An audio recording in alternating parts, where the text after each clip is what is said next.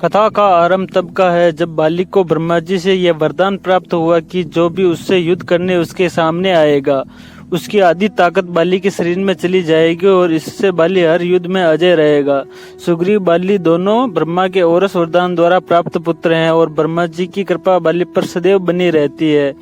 बाली को अपने बल पर बड़ा घमंड था। उसका घमंड तब और बढ़ गया जब उसने करीब करीब तीनों लोकों पर विजय पाए हुए रावण से युद्ध किया और रावण को अपनी पूंछ से बांधकर 6 महीने तक पूरी दुनिया घूमी।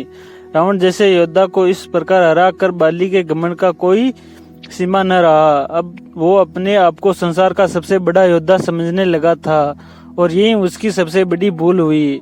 अपने ताकत के मद में चोर एक दिन एक जंगल में पेड़ पौधों को तीन के समान उखाड़ फेंक रहा था। हरे भरे वृक्षों को तहस नहस कर दे रहा था। अमृत समान जल के सरोवरों को मिट्टी से मिला कर कीचड़ कर दे रहा था। एक तरह से अपने ताकत के नशे में बाली पूरे जंगल को उजाड़ कर रख देना चाहता था और बार बार अपने से युद्ध करने की चेतावनी दे रहा था। है कोई जो बाली से युद्ध करने की हिम्मत रखता है कोई जो अपने माँ का दूध पिया हो, जो बाली से युद्ध करके बाली को हरा दे। इस तरह की गर्जना करते हुए बाली उस जंगल को तहस नहस कर रहा था। संयोगवश उसी जंगल के बीच में हनुमान जी राम नाम का जप करते हुए तपस्या में बैठे थे। बाली की इस हरकत से हनुमान जी को राम नाम का जप करने में विघ्न लगा और हनुमान जी बाली के सामने जाकर बोले, हे वीरों के वीर, हे ब्रह्म अंश, हे महाराज बाली।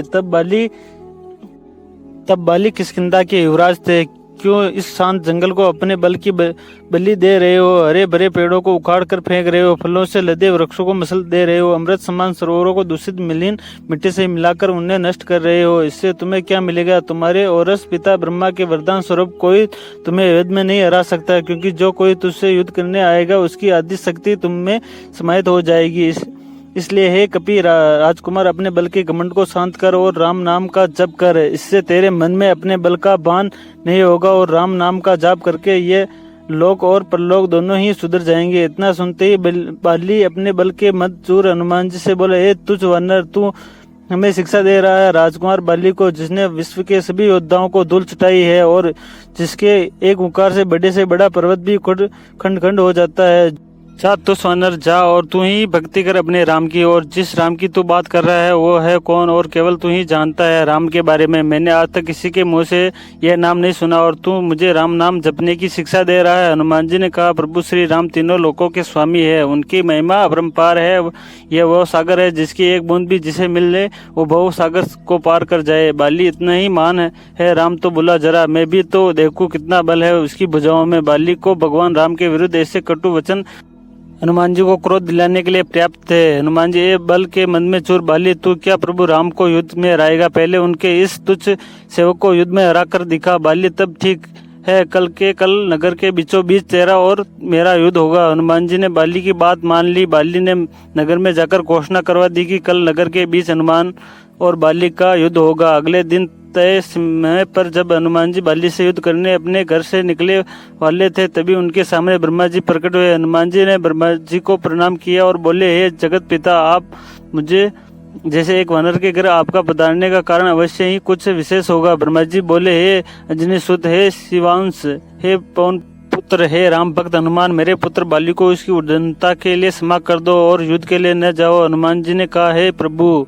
बाली ने मेरे बारे में कहा होता तो मैं उसे क्षमा कर देता, परंतु उसने मेरे आराध्य श्री राम के बारे में कहा है जिसे मैं सहन नहीं कर सकता और मुझे युद्ध के लिए चुनौती दिया है, जैसे मुझे स्वीकार करना ही होगा। अन्यथा सारी विश्व में ये बात कही जाएगी कि हनुमान कायर है, जो ललकारने पर युद्ध के करने इसलिए नहीं जाता क्योंकि एक बलवान योद्धा उसे ललकार रहा है। तब कुछ सोचकर ब्रह्मा जी ने कहा, ठीक है हनुमान जी, पर आप अपने साथ अपने समस्त शक्तियों को साथ न लेकर जाए, केवल 10वां भाग का बल लेकर जाए। बाकी बल को योग द्वारा अपने आराध्य के चरणों में रख दे। युद्ध से आने के उपरांत फिर से उन्हें ग्रहण कर ले। हनुमान जी ने ब्रह्मा जी का मान रखते हुए वैसे ही किया और बाली से युद्ध करने घर से निकले। उधर बाली नगर के बीच में एक जगह को अखाड़े में बदल दिया था और हनुमान जी से युद्ध करने को व्याकुल होकर बार बार हनुमान जी को ललकार रहा था। पूरा नगर इस अद्भुत और 2 महायोद्धाओं के युद्ध को देखने के लिए जमा था। हनुमान जी जैसे ही युद्ध स्थल पर पहुंचे, बाली ने हनुमान को अखाड़े में आने के लिए ललकारा। ललकार सुनकर जैसे ही हनुमान जी ने एक पांव अखाड़े में रखा, उनकी आदि शक्ति बाली में चली गई। बाली में जैसे ही हनुमान जी की आदि शक्ति समाई, बाली के शरीर में बदलाव आने लगे। उसके शरीर में ताकत का सैलाब आ गया। बाली का शरीर बल के प्रभाव में फूलने लगा। उसके शरीर फट कर खून निकलने लगा। बाली को कुछ समझ नहीं आ रहा था। तभी ब्रह्मा जी बाली के पास प्रकट हुए और बाली को कहा, पुत्र जितना जल्दी हो सके यहाँ से दूर, अति दूर चले जाओ। बाली को इस समय कुछ समझ नहीं आ रहा था। वो सिर्फ ब्रह्मा जी की बात को सुना और सरपट दौड़ लगा दिया। 100 मील से ज्यादा दौड़ने के बाद बाली थक कर गिर गया। कुछ देर बाद जब होश आया तो अपने सामने ब्रह्मा जी को देखकर बोला, यह सब क्या है? हनुमान से युद्ध करने से पहले मेरा शरीर का फटने की हद तक फूलना, फिर आपका वहाँ अचानक आना और यह कहना कि वहाँ से जितना दूर हो सके चले जाओ। मुझे कुछ समझ नहीं आया। ब्रह्मा जी बोले, पुत्र जब तुम्हारे सामने हनुमान जी आए तो उनका आधा बल तुम में समा गया। तब तुम्हें कैसा लगा? बाली, मुझे ऐसा लगा जैसे मेरे शरीर में शक्ति का सागर लहरें ले रहा है। ऐसे ही लगा जैसे इस समस्त संसार में मेरे तेज का सामना कोई नहीं कर सकता, पर साथ ही साथ ऐसा लग रहा था जैसे मेरा शरीर भी फट पड़ेगा। ब्रह्मा बोले, हे बाली, मैंने हनुमान जी को उनके बल का केवल 10वां भाग ही लेकर तुझसे युद्ध करने को कहा, पर तुम तो उनसे 10वें भाग के आधे बल को भी नहीं संभाल सके। सोचो, यदि हनुमान जी अपने समस्त बल के साथ तुमसे युद्ध करने आते तो उनके आधे बल से तुम उसी समय फट जाते जब वो तुमसे युद्ध करने को घर से निकलते। इतना सुनकर बाली पसीना पसीना हो गया और कुछ देर सोचकर बोला, प्रभु यदि हनुमान जी के पास इतनी शक्तियां हैं तो इसका उपयोग कहाँ करेंगे? वर्मा हनुमान जी कभी भी अपने पूरे बल का प्रयोग नहीं करते पाएंगे, क्योंकि ये पूरी सृष्टि भी उनके बल के 10वें भाग को नहीं सह सकती। ये सुनकर बाली ने वहीं हनुमान जी को दंडवत प्रणाम किया और बोला, जो हनुमान जी जिनके पास अथाह बल होते हुए भी शांत और राम भजन गाते रहते हैं, और एक मैं हूँ जो उनके एक बाल के बराबर भी नहीं हूँ और उनको ललकार रहा था, मुझे क्षमा करे। और आत्मग्लानि से भरकर बाली ने राम भगवान का तप किया और आगे चलकर अपने मोक्ष का मार्ग उन्हीं से प्राप्त किया।